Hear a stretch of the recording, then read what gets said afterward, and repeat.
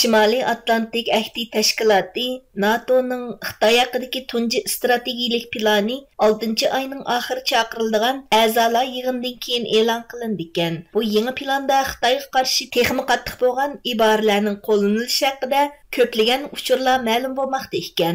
Reuters agentligining 27-iyundagi xabarda aytilishicha, Germaniyada chaqirilgan sanoatlashgan 7 davlat boshliqlari yig'ini G7dan keyin boshlanadigan NATO'ning a'zolar yig'inida Rossiya bilan Xitoyning Ukraina urushidagi hamkorlik masalasi, shuningdek Xitoyning dunyo siyosiy geografiyasini o'zgartirish urinishiga qarta qanday tadbir ko'rish masalasi muhokama qilindi ekan. Bu ishlardan xabardor bo'lgan Amerika amaldorlarining Reuters agentligiga bildirishicha, Ispaniyaning Madrid shahrida chaqiriladigan NATO yig'inida Amerika va Angliya hukumatlari Xitoyning kunsiri ichib berayotgan harbiy ig'vogarchiliklarga qarshi texnik qattiq bo'lgan tadbirlarni elish haqida taklif berdi ekan.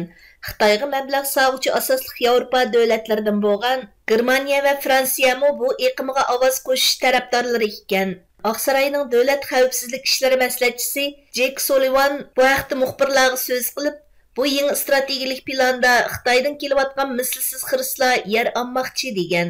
NATO amaldorlaridan biri bu haqda so'z qilib, biz Xitoyga mablag' selish orqali Xi Jinping bilan yaxshi sheriklardan bo'lib kelishni orzu qilgan edik. Ammo ularning tutgan yo'li bizni boshqacha yo'llarni o'ylanib ko'rishga majburlamoqda degan. Xabarda aytilishicha, Amerika boshchiligidagi Shimoliy Atlantik Ahdi tashkilotining bu yangi strategik plani o'z navbatida a'zo davlatlarning navbatdagi Xitoy xirislari haqida belgilik tushunchaga ega bo'lishni istaydi ekan.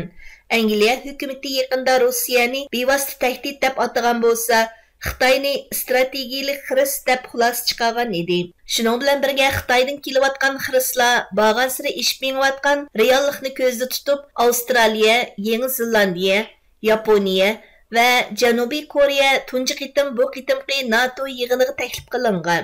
Xitoy hukumati har doimgidek bu yangi yuzlanishni ayblab inkos qaytargan hamda Amerika jahongirligi mushu orqali bizning taraqqiyotimizni bo'g'moqchi. Shundaqla Amerika boshchiligidagi yangi zo'migarlarga so'rin hozirlamoqchi degan.